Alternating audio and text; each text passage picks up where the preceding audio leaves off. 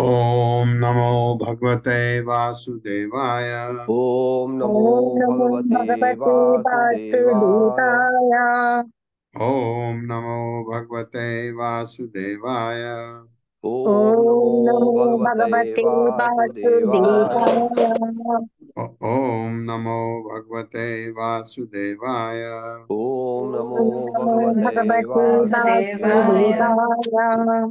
नारायणं नमस्कृत्य नारायणं नारायणं नमस्कृत्य नमस्कृत्य नरं चैव नरोत्तमं नरं नरं चैव चैव नरोत्तमं नरोत्तमम् देवीं सरस्वतीं व्यासं देवीं सरस्वतीं सरस्वती व्यासं वरदम् ततो जयमुदीरये। ततो जयमुदीरये। नष्टप्रायेष्वभद्रेषु नष्टप्रायेषु नष्टप्रायेषु अभद्रेषु नित्यं भागवत सेवया नित्यं तं भागवत भगवति सेवया। सेवया भगवते उत्तमा श्लोके भगवते भगवति उत्तमा उत्तमश्लोके श्लोके भक्तिर्भवति नैष्ठिकी। भक्तिर्भवति भक्तिर्भवति नैष्ठिकी। नैष्ठिकी। हरे कृष्णा, आप सबका स्वागत है। हरे कृष्ण प्रभु जी, हरे दंडवत कृष्ण प्रणाम। प्रभु जी का शब्द प्रणाम।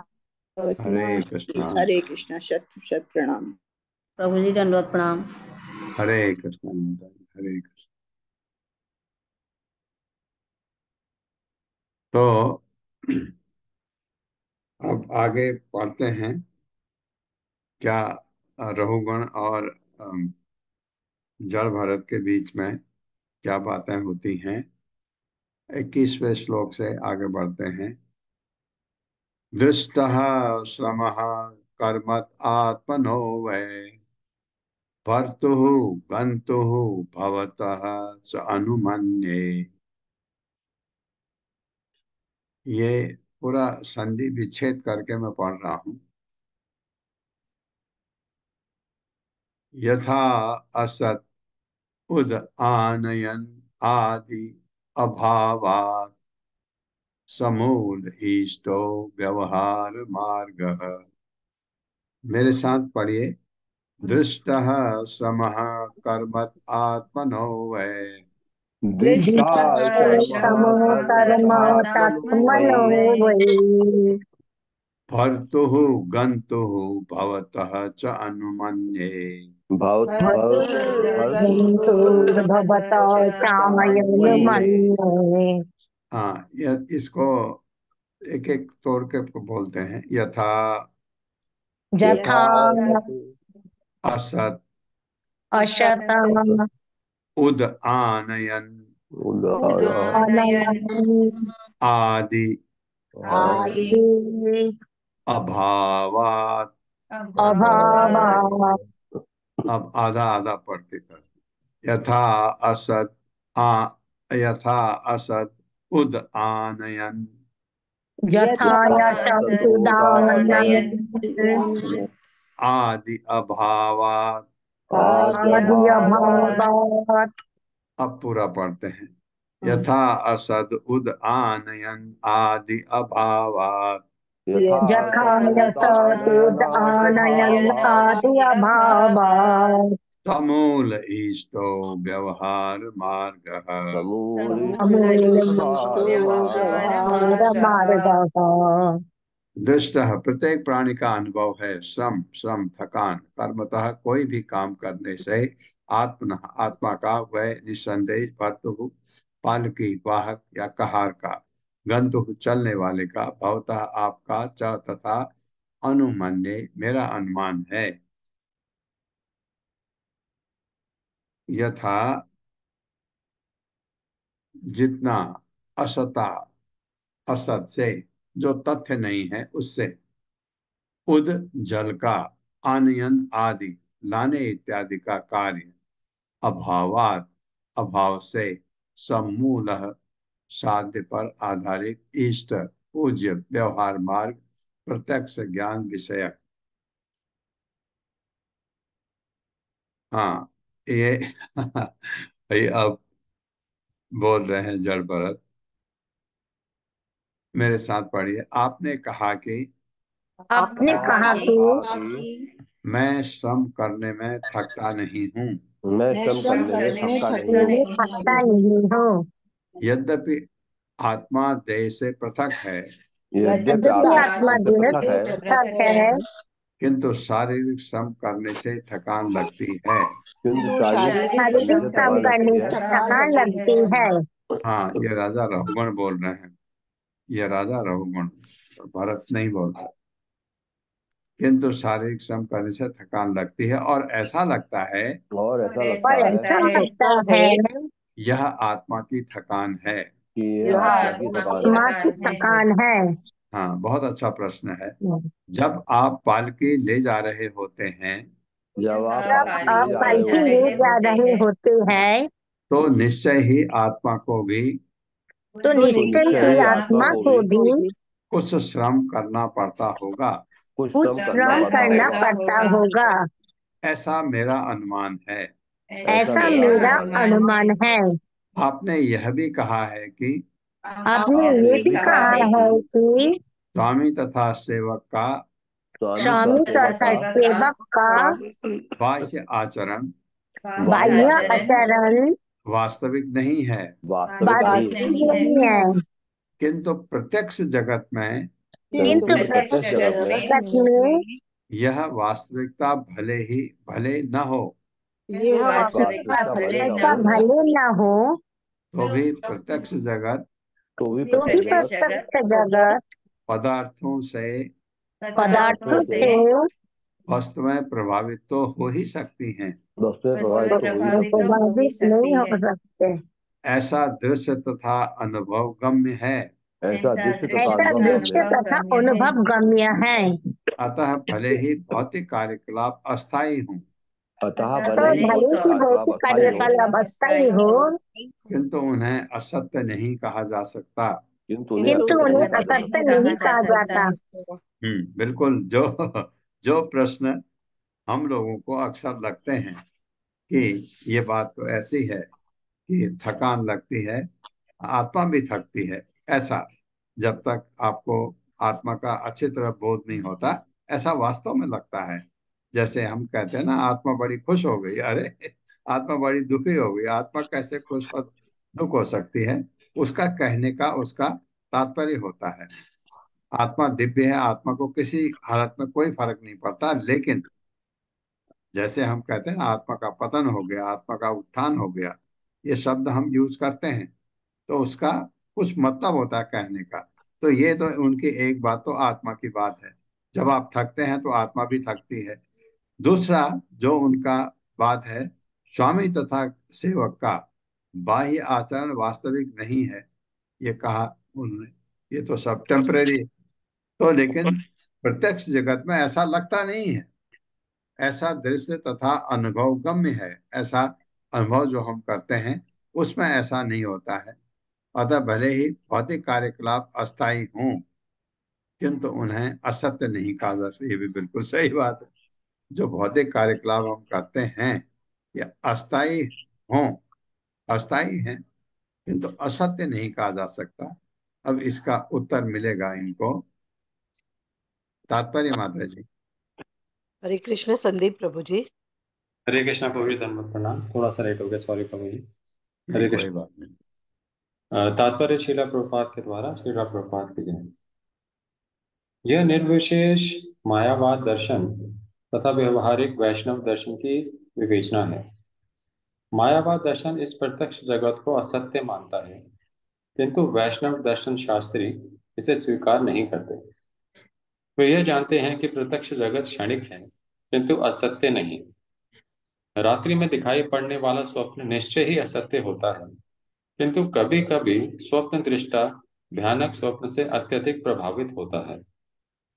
आत्मा की थकान सत्य नहीं, किंतु जब तक मनुष्य मोहग्रस्त बना रहता है, तब तक वह ऐसे झूठे स्वप्नों से प्रभावित होता है। स्वप्न देखते समय वास्तविक तथ्यों से बचा नहीं जा सकता, और बद्ध जीव को अपने स्वप्न के कारण कष्ट भोगना पड़ता है। जल का घड़ा मिट्टी का बना होने से क्षणिक यानी नाशवान है। वास्तव में जल का घड़ा नहीं होता, वह तो मात्र मिट्टी रहता है, किंतु जब तक उसमें जल भरा जा सकता है, तब तक उसका सदुपयोग उस काम के लिए किया जा सकता है। इसे सरासर झूठ नहीं कह सकते। हरे कृष्ण प्रभु। हम्म ये इसके प्रभुपाद समझा रहे हैं जो उन्होंने कहा है। निर्विशेषवाद दर्शन व्यवहारिक वैष्णव दर्शन की विवेचना है। क्या कहता है मायावाद? ये जगत असत्य है। और वैष्णव क्या कहते हैं? वैष्णव दर्शन शास्त्री, और जिसे हम स्वीकार करते हैं कि जगत असत्य नहीं है लेकिन क्षणिक है, असत्य नहीं है। रात्रि में दिखाई पड़ने वाला सब निश्चय ही असत्य होता है, लेकिन ये कभी कभी आपको प्रभावित करता है। ये असत्य होते हुए भी आपको प्रभावित करता है। यही आत्मा की थकान सत्य नहीं है, किंतु जब तक मनुष्य मोहग्रस्त बना रहता है, तब तक वह ऐसे झूठे स्वप्नों से प्रभावित होता है। बहुत ही बढ़िया आंसर है। कब तक ये असर आप पर होता है? जब तक हम इल्यूजन में हैं, जब तक हम मोहग्रस्त हैं, जब तक हम कंडीशन सोल हैं, तब तक हमको ये सच लगेगा। जो राजा रहुगण बोल रहे हैं बिल्कुल सच लगेगा तब तक। जब हम मोह से उभर आएंगे, तब ये चीजें क्लियर हो जाएंगी। ये बताया है।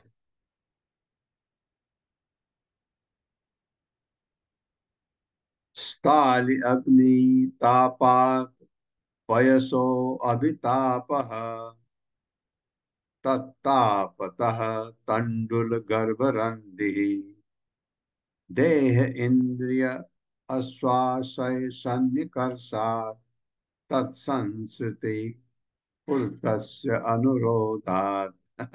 तीन तीन पूरे लाइन के लाइन पड़े हुए हैं श्लोक में। अब मेरे साथ पढ़िए। स्थाली स्थाली काली अग्नितापात अग्नितापात् अग्नितापात् पयसो पयसो यशो तापः अभितापः। अभी अभितापः। अभितापः पढ़ूंगा तो नीचे का आधा सौ गायब हो जाएगा, हाँ ऊपर चला जाएगा। अब मेरे साथ पढ़िए। स्थाली अग्नितापात पयसो अभितापः स्थाली अग्नितापात् अग्नितापात् पयसो पयसो वितापः यभितापः। अब दूसरी लाइन। तत्ताप तत्तापत तप तत्तापतः तत्तापतः तण्डुलगर्भरन्ध्री तत्तापतः तत्तापतः तंडुल तण्डुल गर्भरन्ध्रिः। गर्भरन्ध्री। अब पूरा पढ़ते हैं। तत् तत्तापतः तंडुल गर्भरन्ध्रिः। तत्तापतः तापतः तण्डुल तण्डुलगर्भरन्ध्री गर्भरन्ध्रिः। तीसरी लाइन। देह इंद्रिय देहेन्द्रिया आश्वासय चाचय सन्निकर्षात्। सन्निकर्षात्। देह इंद्रिय आश्वासय सन्निकर्षात् देहेन्द्रियश्चशाय देहेन्द्रियास्वास्य सन्निकर्षात् सन्निकर्षात्।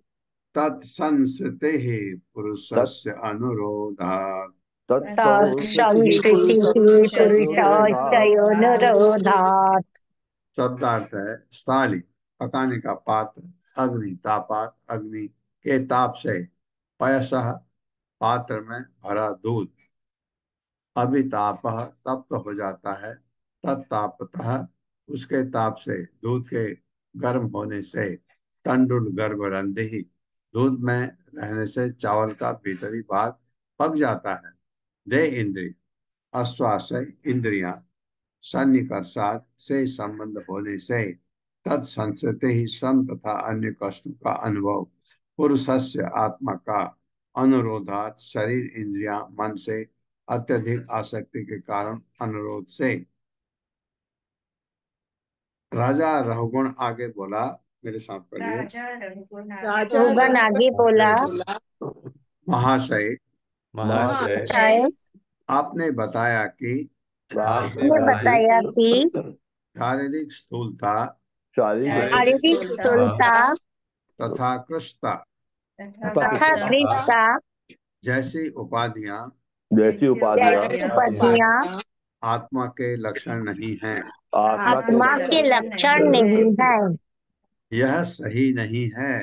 नहीं है, हाँ, क्योंकि उसको ये सही नहीं लगता है, क्योंकि सुख तथा दुख जैसी उपाधियों का क्योंकि सुख तथा दुख दुख जैसी जीव का अनुभव वह आत्मा को अवश्य होता है।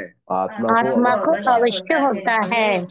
आप दूध तथा चावल को आप दूध चावल को एक पात्र में भरकर एक पात्र में भरकर अग्नि के ऊपर रखें तो अग्नि के ऊपर रखे तो दूध तथा चावल क्रम से स्वतः तप्त होते हैं। दूध तथा चावल क्रम से स्वतः तप्त होते हैं। इसी प्रकार शारीरिक सुखों तथा दुखों से इसी प्रकार शारीरिक सुखों तथा दुखों से हमारी इंद्रियां, मन तथा आत्मा प्रभावित होते हैं। इंद्रियां, मन तथा आत्मा प्रभावित होते हैं। आत्मा को इस परिवेश से आत्मा को इस परिवेश से सर्वथा बाहर नहीं रखा जा सकता। सर्वथा बाहर नहीं रखा जा सकता। हाँ, उसका क्वेश्चन बहुत ही अच्छा है रहुगण का। भौतिक दृष्टि से, भौतिक दृष्टि से आप लगते हैं, कहते हैं कि सब कुछ होता है और आत्मा को फर्क नहीं पड़ता। वो कहता क्यों नहीं पड़ता, फर्क पड़ता है। वो ऐसा बता रहा है, कहता दूध के बर्तन में चावल डाल के आप कहोगे कि चावल को फर्क नहीं पड़ेगा, क्यों नहीं पड़ेगा, चावल पक जाएगा। ऐसा ऐसा उसका सोच है, क्योंकि शरीर में ही आत्मा है। तो जब शरीर को फर्क पड़ रहा है तो आत्मा को क्यों नहीं फर्क पड़ेगा। बहुत अच्छा प्रश्न है, उत्तर मिलेगा अभी। आधा तो आपको पता ही है, क्योंकि आत्मा को इन चीजों का फर्क नहीं पड़ता। लेकिन एक चीज हमें भी ये पता है, आत्मा प्रभावित होती है। क्यों प्रभावित होती है आत्मा? नहीं होना चाहिए, क्योंकि आत्मा दिव्य है। प्रभावित आत्मा इसलिए होती है कि आत्मा का साइज बहुत ही छोटा होता है। अगर आत्मा पूरे शरीर आत्मा हो, पूरे शरीर में दिव्य, पूरा शरीर दिव्य हो, बिल्कुल फर्क नहीं पड़ेगा।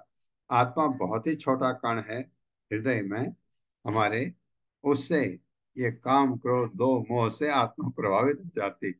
ये भगवत गीता में बताया है, कभी कभी आत्मा प्रभावित होती है। आत्मा को असर नहीं पड़ता है, लेकिन प्रभावित होती है।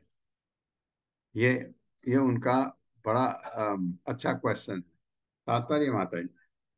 हरे कृष्ण। संजना मिश्रा माता जी। संजना मिश्रा माता जी। हरे हरे कृष्ण। कृष्णा माता जी, दंड प्रणाम। तात्पर्य शील प्रभात के द्वारा शील प्रभात की जय। महाराजा रहुगण ने जो तर्क प्रस्तुत किया वह व्यवहारिक दृष्टि से ठीक है, किंतु यह देहात्म बुद्धि के प्रति आसक्ति से उत्पन्न होता है। यह कहा जा सकता है कि मोटा कार मोटर कार में बैठा व्यक्ति मोटर कार से सर्वथा पृथक है, किंतु यदि मोटर कार को कोई क्षति पहुंचती है तो उसके स्वामी को भी अत्यधिक अपनेपन का कारण कष्ट पहुंचता है।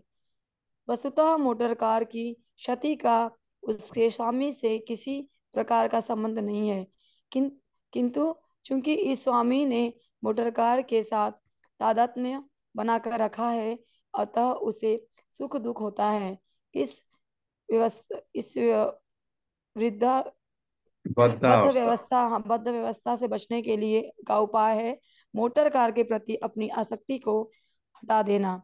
तब उसके स्वामी को कार के क्षतिग्रस्त होने अथवा न होने से किसी प्रकार के शोक या हर्ष का अनुभव नहीं होगा। इसी प्रकार आत्मा शरीर तथा इंद्रियों से कोई प्रयोजन नहीं रहता, किंतु अविद्या के कारण अविद्या के कारण वह अपने को देह से अभिन्न मानकर शरीर के हर्ष शोक में से वैसा ही अनुभव करते रहता लगता है। हरे हम्म, कृष्णा प्रभु जी, धन्यवाद। हरे हरे कृष्णा। कृष्णा, क्या बढ़िया तर प्रभुपाद ने समझाया है। मोटर कार में आप बैठे हैं और जब हमारा कार का कभी कोई मार देता है, कार में डेंट, कितना दुख होता है हमको। हाँ, कैसे कहते हो आप कि आत्मा का कोई रिलेशन नहीं है इस पदार्थ से? दुख क्यों होता है? बहुत दुख होता है आपको। अगर आपको किसी ने पीछे से मार के आपका बम्पर तोड़ दिया तो आपको दुख नहीं होता? बहुत दुख होता है। क्यों? बहुत ही अच्छा आंसर है, क्योंकि आपका अटैचमेंट है कार से। ये है जो पहले वाले श्लोक में लिखा था ना, मोहग्रस्त होने से। मोहग्रस्त हम कंडीशन हैं, हम कंडीशन सोल हैं। हमको फर्क पड़ता है क्योंकि हमारा अटैचमेंट है कार से। और जब आप आध्यात्मिक दृष्टि से सोचते हैं तो कार का आपसे कोई संबंध नहीं है। आप आत्मा हैं, कार जड़ है, उससे आपका संबंध नहीं होना चाहिए, लेकिन हमारा अटैचमेंट होता है हर चीज से।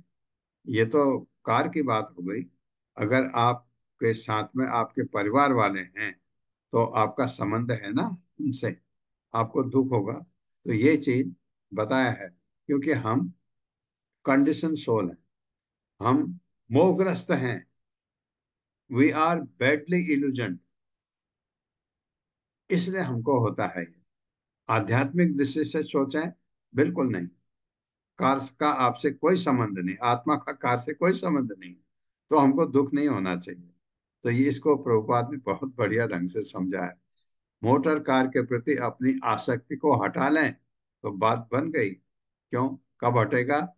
जब आपका पदार्थ से डिटैचमेंट हो जाएगा, जब आप आध्यात्मिक स्थिति में होंगे तो आपका तो दुख सुख का सवाल ही नहीं पैदा होता किसी चीज से। ये बात बहुत बढ़िया ढंग से प्रभुपाद ने समझाई है। एक बार इस ये तात्पर्य, पहले श्लोक का तात्पर्य एक बार और पढ़िएगा, आपको समझ आ जाएगा। शास्ता अभिगोप्ता नृपति प्रजानाम, यह किंकरो वैन पिनस्ति पिष्टम, स्वधर्म आराधनम अच्युतस्य यद इह मानो विजहाति अघोगम। मेरे साथ पढ़िए। शास्ता अभिगोप्ता नृपति प्रजानाम, शास्ता शास्त्रानुगुप्तानि प्रति प्रजानाम् यह किंकरो वैन पिनस्ति पिष्टम, यः किंकरो वे पे दृष्टि पिष्टम। नास्तिष्टम् स्वधर्मम आराधनम अच्युतस्य स्वधर्ममाराधनम् धर्ममणधनम् आराधन आच्युतस्य अच्युतस्य यद इह मानो विजहाति अघोगम। यदि यदीह यदीह मानो मानो मानो विजहात्यघोगम्। विजहाति अत्यम् शास्त्र शासक, अभिगोप्ता नागरिकों का शुभ चिंतक, नृपति ही राजा, प्रजा नाम नागरिकों का, यह जो किंकर आज्ञा पालने वाला वह निसंदेह न नहीं पिनष्ट पिष्टम, पहले से पिसे हुए को पीसता है। स्वधर्मम अपना कर्तव्य, आराधनम उपासना, अच्युतस्य श्री भगवान की, यद जो इह मान करते हुए विजहाति मुक्त कर दे जाते हैं, अघ ओगम सभी प्रकार के पाप तथा दोषपूर्ण कार्य कर्म से। मेरे साथ पढ़िए। महाशय, महाशय, राजा रघुगण बोल रहे हैं गढ़ भरत को, आपने बताया कि आपने बताया कि राजा तथा प्रजा राजा तथा प्रजा अथवा स्वामी और सेवक अथवा स्वामी और सेवक के संबंध शाश्वत नहीं होते। संबंध शाश्वत नहीं होते। यद्यपि ऐसे संबंध अस्थायी हैं, यद्यपि ऐसे संबंध अस्थायी है, तो भी जब व्यक्ति राजा बनता है कोई व्यक्ति राजा बनता है तो उसका कर्तव्य नागरिकों पर शासन करना। तो उसका कर्तव्य नागरिकों पर शासन करना। हाँ, शासन किया तो राजा राजा है और प्रजा प्रजा है। और नियमों की अवज्ञा करने वालों को नियमों की अवज्ञा करने वालों को दंडित करना है। दंडित करना है। हाँ, राजा ने एक तो शासन करना है उनके ऊपर, और कोई अगर नियम नहीं मानता है उसको दंडित भी करना है। उनको दंडित करके वह उनको दंडित करके वो नागरिकों नागरिकों को राज्य के नियमों का पालन करने की शिक्षा देता है।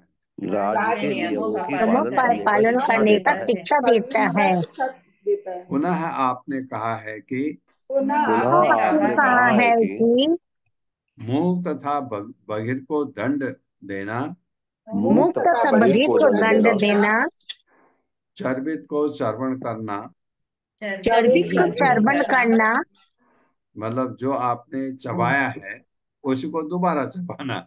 अच्छा, आप चबा करके आपने स्वाद दे दिया, अब चबा के क्या मिलेगा उसमें? ये उनका कहना था कि या किसी लुगदी को फिर से पीसना है, या पिसी लुगदी को फिर से पीसना है।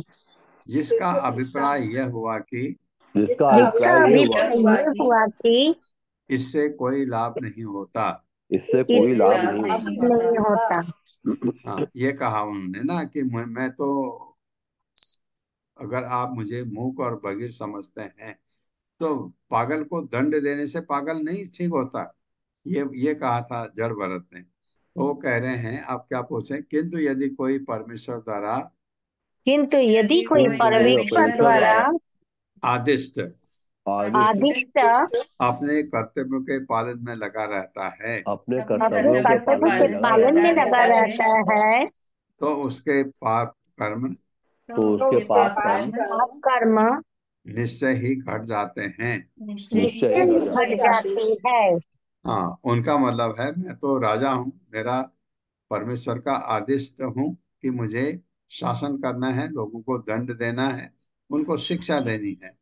तो उसका मतलब है कि मेरे पाप कर्म तो घट जाने चाहिए। अतः यदि किसी को अर्थात यदि किसी को बलपूर्वक बलपूर्वक उसके कर्तव्य में लगा दिया जाए तो कर्तव्यों में लगा दिया जाए उसे लाभ पहुंचता है, उसे लाभ पहुंचता है, क्योंकि इस प्रकार उसके क्योंकि उसके समस्त पाप दूर हो सकते हैं। समस्त पाप दूर हो सकते हैं। ये राजा की सोच है। राजा ऐसा जो सोच रहे हैं कि अगर हम किसी को दंड देके उसको अगर ठीक रास्ते पर ले आए तो राजा का तो कर्तव्य है, वो करेगा, तो उसमें गलत नहीं है, ऐसा करके वो पूछता है। जबकि उन्होंने कहा था कि पागल को दंड देने से पागल ठीक नहीं होता। अगर तुम मुझे पागल समझते हो, मुझे मूक बधिर समझते हो, तो दंड से कोई फायदा नहीं। और राजा कहता है दंड देने से हो सकता है वो सुधर जाए, लेकिन पागल कैसे सुधर सकता है? ये उसका ऐसा सोच है। तात्पर्य माता जी। हरे कृष्णा नित्यांगिनी माता जी। हरे कृष्णा प्रभु जी। हरे कृष्णा। तात्पर्य श्री प्रभुपाद जी के द्वारा प्रभुपाद जी की जय। महाराज रघुगण द्वारा प्रस्तुत किया गया यह तर्क अत्यंत प्रभावोत्पादक है। श्री रूप गोस्वामी अपने ग्रंथ भक्ति रसामृत सिंधु 1.2.4 में कहते हैं कि तस्माद के नाप्योपायेन मनः कृष्णे निवेशित, जैसे भी हो सके मनुष्य को कृष्ण भावनामृत अमृत में लग जाना चाहिए। वस्तुतः प्रत्येक प्राणी भगवान श्री कृष्ण का शाश्वत सेवक है, किंतु विस्मृति के कारण वह माया का शाश्वत दास बन जाता है।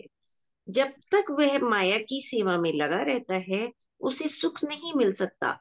हमारे कृष्ण भावना अमृत आंदोलन का उद्देश्य लोगों को कृष्ण भक्ति में निरंतर रखना है। इससे वे समस्त प्रकार के भौतिक कल्मशों एवं पाप कर्मों से मुक्त हो सकेंगे।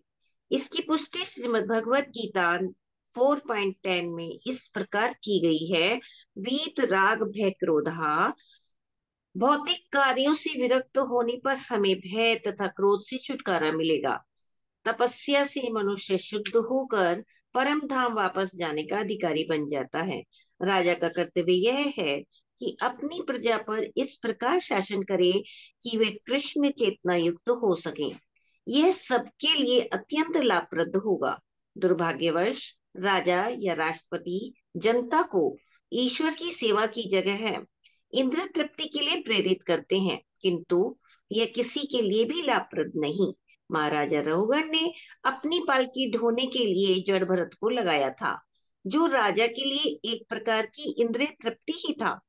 किंतु यदि कोई श्री भगवान की सेवा में पालकी उठाने वाला कहार बनता है, तो वह निश्चित रूप से लाभप्रद है।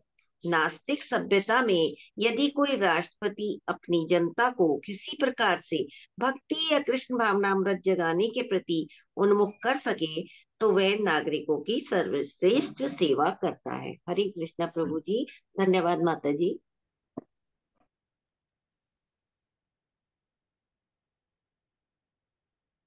तन्मे भवान नरदेव अभिमान मदेन तुच्छीकृत सत्तमस्य कृषेष्ट मैत्री दृशम आर्त बंधो यथा तरे सद अवधानम अंगः। मेरे साथ पढ़िए। तन्मे भवान नरदेव अभिमान तन्मे भवान देवाभिमाना मदेन तुच्छीकृत सत्तमस्य मदेन तुच्छीकृतशतमश्च कृषेष्ट मैत्री दृशम आर्त बंधो ऋषिष्टमित्र मैत्रीदिशमार्तबन्धो यथा तरे सद अवधानम अंगः। यथा तरेषादवध्यानम् अहङ्। शब्दार्थ है तत् अतः मैं मुझ पर भगवान आप नरदेव अभिमान मदेन राजा की देह पाने के अभिमान से उन्मत्त तुच्छीकृत अवज्ञा करने वाले सत तपस्या मनुष्य में सर्वश्रेष्ठ आपका श्रेष्ठ कृपया प्रदर्शित करें। मैत्री दृशम मित्र के समान मुझ पर अपनी अहेतु की कृपा आर्त बंधो दिनों का साथी यथा जिस प्रकार तरे मुक्त हो सकूं सत अवध्यानम आप जैसे महापुरुष की उपेक्षा करने के अंगः पाप से। मेरे साथ पढ़े। आपने जो भी कहा है आपने जो भी कहा है उसमें मुझे विरोधाभास लगता है। उसमें मुझे उसमें मुझे विरोधाभास लगता है। वो ये नहीं कर रहा गलत है, लेकिन मुझे आप समझा दो, मुझे विरोधाभास लगता है। हे दीन बंधु, हे दीनबंधु, मैंने आपको अपमानित करके मैंने आपको अपमानित करके बहुत बड़ा अपराध किया है। बहुत बड़ा अपराध किया है। राजा का शरीर धारण करने के कारण राजा का शरीर धारण करने के कारण मैं झूठी प्रतिष्ठा से फूला हुआ था। मैं झूठी प्रतिष्ठा से खुला हुआ था। इसके लिए मैं अवश्य अपराधी हूँ। अतः अपराधी हूँ। अब मेरी प्रार्थना है कि मुझ पर मुझ पर अहेतुक अनुग्रह की दृष्टि डालें। अहेतुक अनुग्रह की दृष्टि डालें। यदि आप ऐसा करें तो यदि आप यदि ऐसा आप करें ऐसा तो करें तो आपका अपमान करके मैंने तो आपका आपका अपमान अपमान करके करके मैंने जो पाप कर्म किया है जो पाप कर्म किया है किया है उससे मुक्त हो सकूंगा। उससे मुक्त हो उससे सकूंगा। मुक्त हो सकूंगा। हम्म, क्षमा बहुत अच्छी तरह मांग रहे। तात्पर्य माता जी। हरे कृष्णा कामिनी अग्रवाल माता जी। हरे कृष्ण माता जी। हरे कृष्ण प्रभु जी। तात्पर्य शील प्रभुपाद जी के द्वारा शील प्रभुपाद जी की जय। श्री चैतन्य महाप्रभु ने कहा कि वैष्णवों के प्रति अपराध करने वाले के समस्त पारमार्थिक कार्य नष्ट हो जाते हैं। वैष्णव अपराध प्रमत्त हाथी द्वारा किए गए अपराध के तुल्य है। प्रमत्त हाथी अत्यंत श्रम से तैयार किए गए सारे उद्यान को विनष्ट कर सकता है। मनुष्य को भक्ति का कितना ही उच्च पद क्यों न प्राप्त हो जाए, किंतु यदि वो किसी वैष्णव की अवमानना करता है तो सारी व्यवस्था बिखर जाती है। राजा रघुगण ने अनजाने जड़ भरत की अवमानना की, किंतु जब उसे ज्ञान हुआ तो उसने क्षमा याचना कर ली। यही वो विधि है जिसके द्वारा वैष्णव अपराध से छूटा जा सकता है। कृष्ण अत्यंत सरल एवं स्वभाव से कृपालु हैं, किंतु यदि कोई किसी वैष्णव के चरण कमलों पर अपराध करता है तो मनुष्य को तुरंत उससे क्षमा मांग लेनी चाहिए, जिससे आत्म प्रगति न रुक सके। हरे न कृष्ण रुके। प्रभु जी। धन्यवाद माता जी। हाँ, और वैष्णव हो तो भगवान से नहीं, वैष्णव से। आप वैष्णव से माफ कर दिया तो आप बच गए, क्योंकि भगवान माफ करते नहीं। भगवान के भक्तों को अगर किसी ने कुछ किया, भगवान कभी भी माफ नहीं करते हैं। इसलिए माफी मांगनी है तो जिस वैष्णव के प्रति अपराध किया है उसी से मांग लो। यही राजा रघुमन अच्छा कर रहे हैं।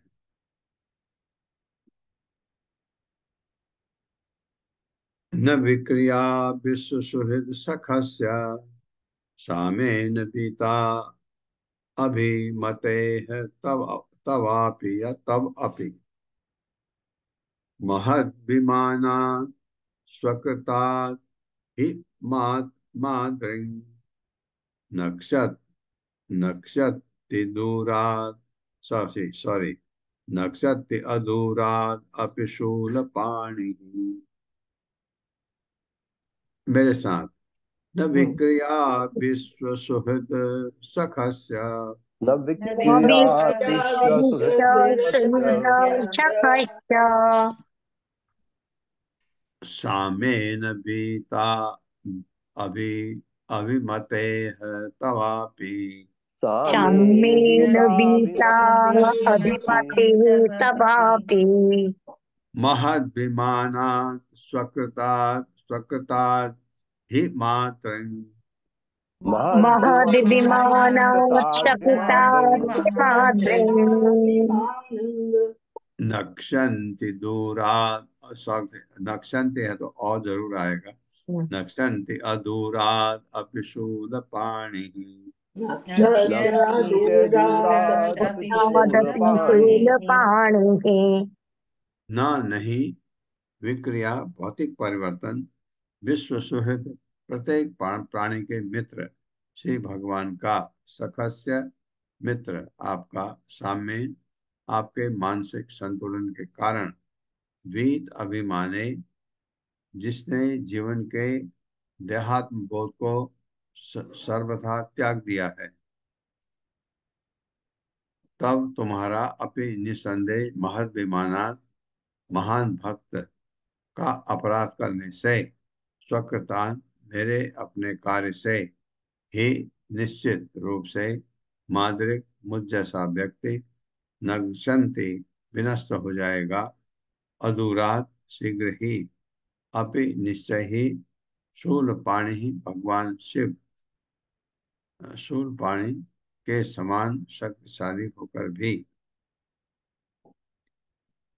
मेरे साथ पढ़िए। हे स्वामी, हे स्वामी, आप समस्त जीवात्माओं के मित्र आप आप समस्त समस्त जीवात्माओं जीवात्माओं के के मित्र मित्र पूर्ण पुरुषोत्तम भगवान के सखा हैं। पूर्ण पूर्ण पुरुषोत्तम भगवान पुरुषोत्तम के सखा भगवान है। की सत्ता है। हाँ, राजा रघुगण बोल रहे हैं जड़ भरत को। अतः आप सबों के लिए समान हैं। अतः अतः आप आप सबों सबों के लिए समान है। ये ज्ञान है उसको, ये बात सही है। और देहात्म बुद्धि से सर्वथा मुक्त हैं। और और देहात्म बुद्धि से बुद्धि सर्वथा से मुक्त हैं। सर्वथा मुक्त है। यद्यपि मैंने आपकी अवमानना करके अपराध किया है, यद्यपि यद्यपि मैंने मैंने आपकी आपकी अवमानना किया करके है, अपराध किया है, किंतु मैं जानता हूँ कि किंतु मैं किंतु मैं जानता हूँ जानता कि हूँ कि मेरे इस तिरस्कार से मेरे इस इस तिरस्कार से प्रकार से हाँ, आपको कोई हानि या लाभ नहीं होने वाला है। आपको कोई आपको हानि कोई या हानि लाभ या नहीं होने लाभ वाला नहीं है। होने वाला है। बहुत बढ़िया कहा, बिल्कुल सही बात है। आप दृढ़ संकल्प हैं, आप आप दृढ़ दृढ़ संकल्प हैं, संकल्प है, जबकि मैं अपराधी हूँ। जबकि मैं अपराधी हूँ। अपराधी हूँ। इसलिए भले ही मैं इसलिए भले ही मैं भगवान शिव के समान बलवान क्यों न हूँ, भगवान शिव के भगवान शिव समान के बलवान समान क्यों बलवान न हूँ, हूँ, किंतु एक वैष्णव के किंतु एक वैष्णव के चरण कमल पर अपराध करने के कारण चरण कमल पर अपराध करने के कारण मैं तुरंत ही नष्ट हो जाऊंगा। मैं तुरंत ही नष्ट हो जाऊंगा। ये कह रहे हैं तात्पर्य माता जी। हरे कृष्णा। अरुणी देवी दासी माता जी, आप पढ़ेंगे। हरे कृष्णा।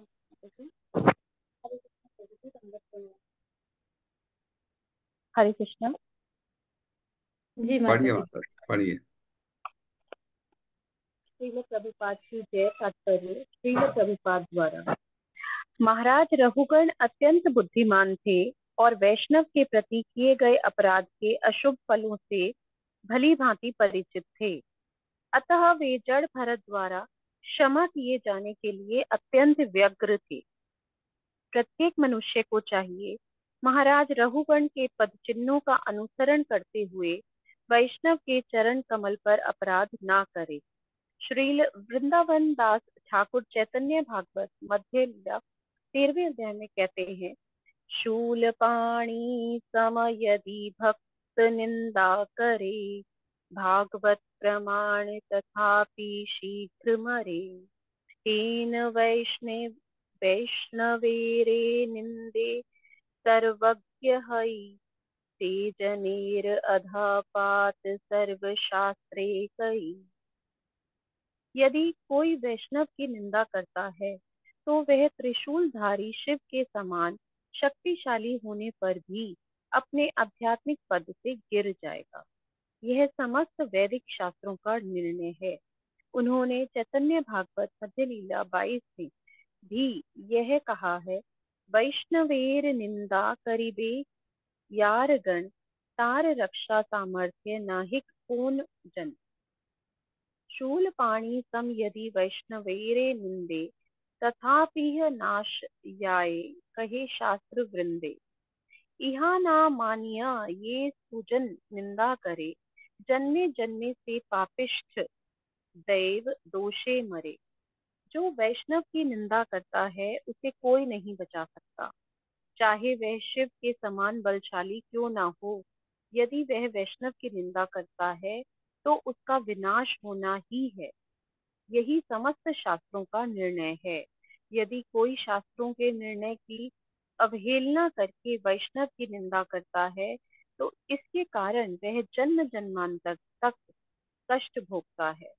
इस प्रकार श्रीमद् भागवतम के पंचम स्कंद के अंतर्गत जड़ भरत तथा महाराज रघुगण की वार्ता नामक 10वें अध्याय के भक्ति वेदांत तात्पर्य पूर्ण हुए। हरे कृष्ण प्रभु जी धन्यवाद। हरे कृष्ण मंत्र। अब हम है टाइम ये पढ़ लेते हैं, 11वें अध्याय में आते हैं। तो इससे पहले हमको आपके लिए 6 श्लोक। ओम नमो भगवते वासुदेवाय।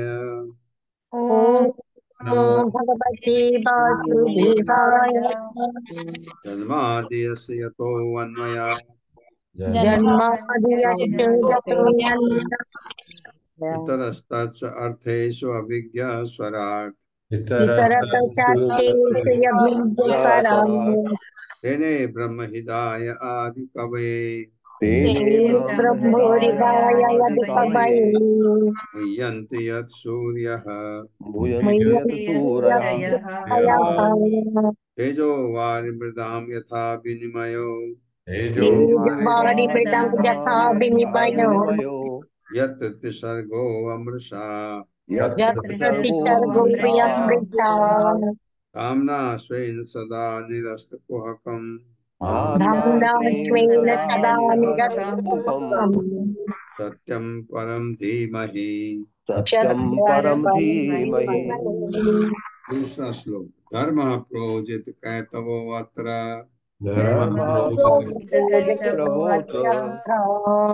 परमो निर्मत्सराणां सताम् वेद्यं वास्तवम् अत्र वस्तु शिवदं तापत्रयोन्मूलनम् श्रीमद्भागवते महामुनि कृते श्रीमद्भगवते महामुनि किं वा परैरीश्वरः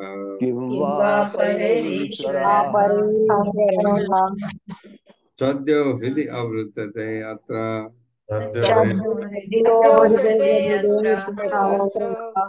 कृतिभिः शुश्रूषुभिः तत्क्षणात्।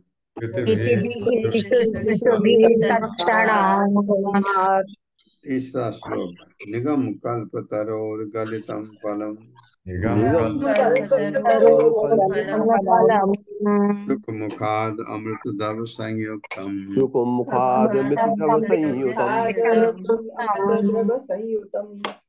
पिबध् भागवतं रसमालयम् मुहुर्हो रसिका भुवि भावुका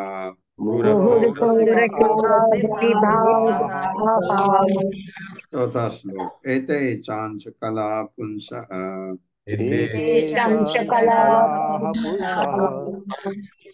कृष्णः तो भगवान् स्वयं इंद्रारि व्याकुलं लोकम् मृडयन्ति युगे युगे। पांचवा। जन्म गुह्यं भगवतो य एतत् प्रियतो नरः सायं प्रातर्गणं भक्त्या दुःखग्रामाद् विमुच्यते। छठा जो ऐड किया है। अहम एवासम एवाग्रे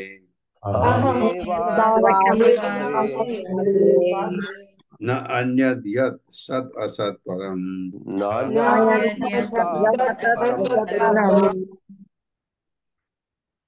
यो पश्चात् अहं यत् एतत् च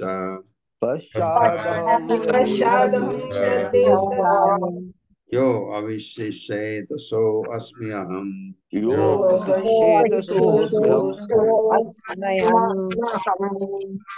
स्वागत है 11वें अध्याय में।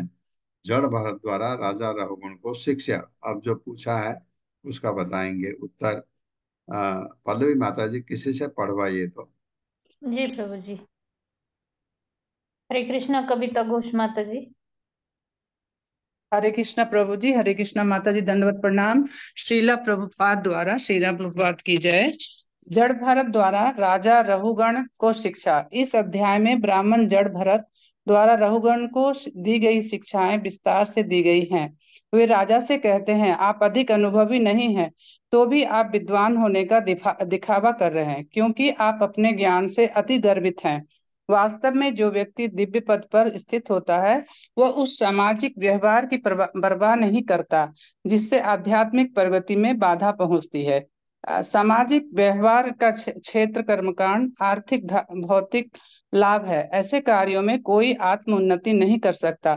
बद्धजीवी सदैव ही प्रकृति के गुणों से पराजित होता रहता है, जिसके फलस्वरूप उसका सरोकार भौतिक लाभों, शुभ तथा अशुभ वस्तुओं से ही रहता है। दूसरे शब्दों में कहा जा सकता है कि इंद्रियों का राजा मन जन्म जन्मांतर भौतिक कार्यों में ही व्यस्त रहता है, अतः वह लगातार विभिन्न प्रकार के शरीर प्राप्त करता है, दुखदायक भौतिक स्थितियों से कष्ट उठाता है। इसी मानसिक कूट रचना के आधार पर सामाजिक व्यवहार को सूत्रबद्ध किया गया है।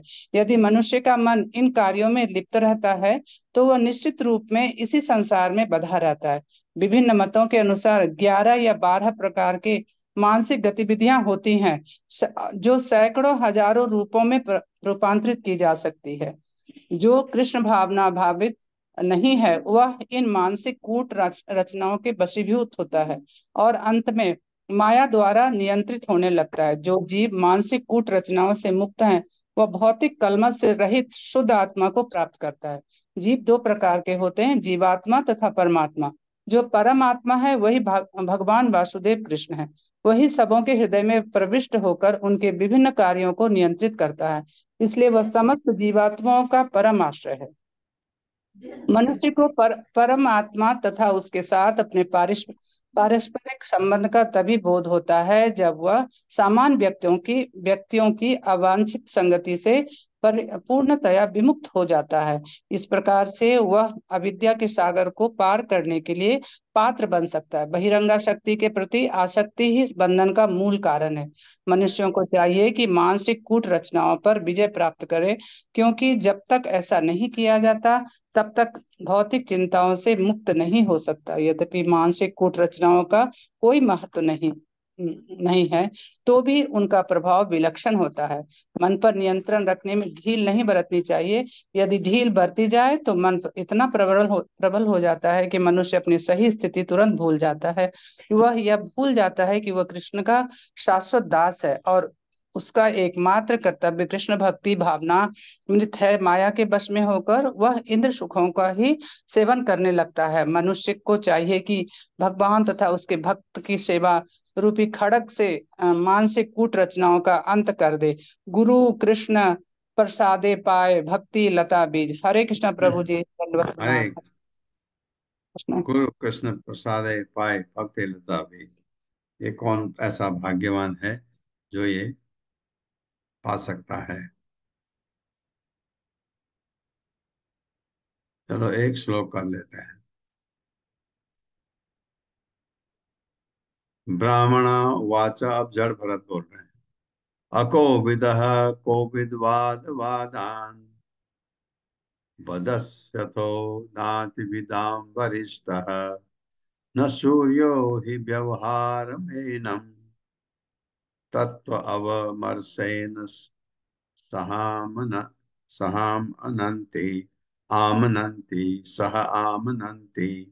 मेरे साथ पढ़े। ब्राह्मण उवाच ब्राह्मणैर्वाच अको विदः कोविद वाद वादान अकोविदः को विदिवादवादान् वदसि अथो न अतिविदां वरिष्ठः वदस्यसो नायति विदां वरिष्ठः न सूर्यो हि व्यवहारमेनं न शूरयो हि व्यवहारमेनम् तत्त्व अमरसेन सह आमनन्ति। तत्त्वामर्शेन सह मनन्ति। शब्दार्थ है ब्राह्मण वाचा, ब्राह्मण ने कहा, अकोविद अनुभवहीन, कोविद वाद वादान, अनुभवी व्यक्तियों के द्वारा प्रयुक्त शब्द, बदसी तुम बोल रहे हो, अथो अतः, ना नहीं, अति विदाम अत्यंत अनुभवी व्यक्तियों का, वरिष्ठ अत्यंत महत्वपूर्ण, ना नहीं, सूर्य ऐसे बुद्धिमान व्यक्ति ही निसंदेह व्यवहारम सांसारिक तथा सामाजिक आचरण कर्म एनम यह तत्व सत्य का अवमर्शेन बुद्धि द्वारा उत्तम न्याय के सह साथ आमनंती विवेचना करते हैं। मेरे साथ पढ़िए। ब्राह्मण जड़ भरत ने कहा, ब्राह्मण जड़ जड़ भरत ने भरत ने कहा, कहा, हे राजन, हे हे राजन, राजन, यद्यपि तुम थोड़ा भी अनुभवी नहीं हो, यद्यपि तुम यद्यपि तुम अभी थोड़ा अनुभवी भी नहीं हो, अनुभवी नहीं हो, तो भी तुम तो भी तुम अत्यंत अनुभवी व्यक्ति के समान अत्यंत अनुभवी अनुभवी व्यक्ति के व्यक्ति के समान समान बोलने का प्रयत्न कर रहे हो। बोलने का बोलने प्रयत्न का कर रहे हो। प्रयत्न कर रहे हो। अतः तुम्हें अनुभवी व्यक्ति नहीं माना जा सकता। अतः तुम्हें अनुभवी व्यक्ति नहीं माना जा सकता। माना नहीं जा सकता। अनुभवी व्यक्ति कभी भी अनुभवी अनुभवी व्यक्ति व्यक्ति कभी भी तुम्हारे समान स्वामी तथा सेवक तुम्हारे हमारे समान समान स्वामी स्वामी तथा तथा सेवक सेवक अथवा भौतिक सुखों और दुखों के संबंध में अथवा अथवा भौतिक भौतिक सुख और दुख के संबंध में इस प्रकार से नहीं बोलता। इस प्रकार से नहीं प्रकार से बोलता। नहीं बोलता। ये तो मात्र बाह्य कार्य हैं। ये तो ये मात्र तो बाह्य मात्र कार्य है। बाह्य कार्य है। कोई भी महान अनुभवी व्यक्ति कोई भी महान अनुभवी अनुभवी व्यक्ति व्यक्ति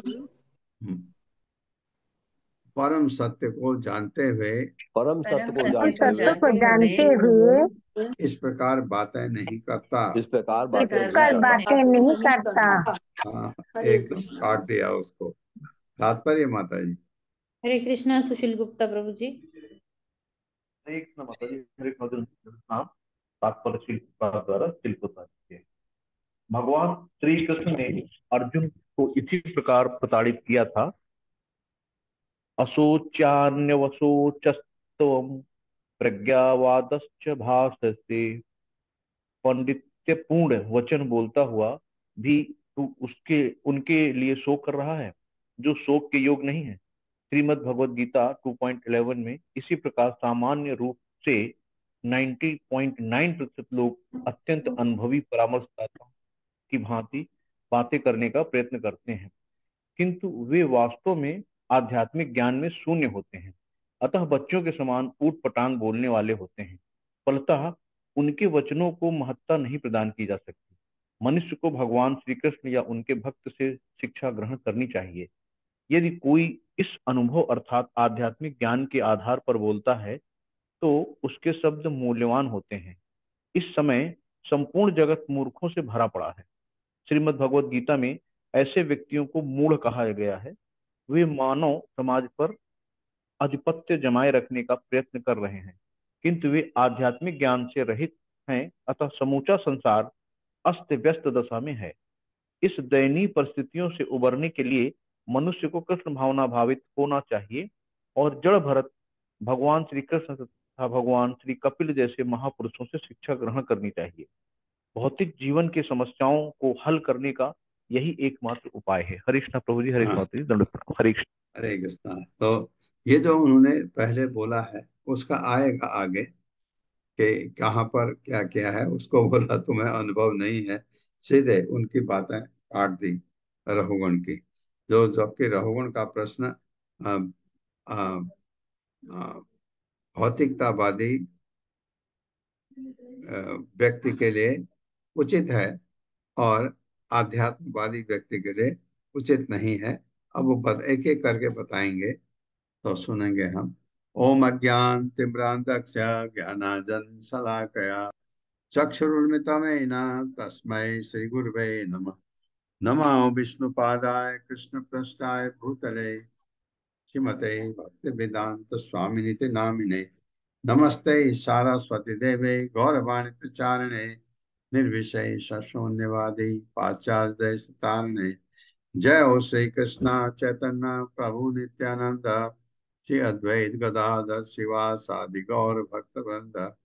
हरे कृष्णा कृष्ण कृष्णा हरे हरे, हरे राम राम राम हरे हरे।